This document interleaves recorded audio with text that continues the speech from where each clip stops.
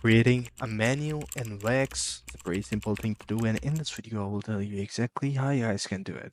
So first thing first is that you have to open up Wix application. So simply tap in Wix on your Google Chrome and go to the Wix application and go ahead and I'll sign in with your official account. So once you have do that, you will be redirected to this page right over here. So then what you have to do, all you have to do is to open up the page and menu panel in the Wix editor. Click on the page and menu panel. So you will be redirected to this page. Add a main menu item. So for example, what you have to do is to go to the plus element in the page menu.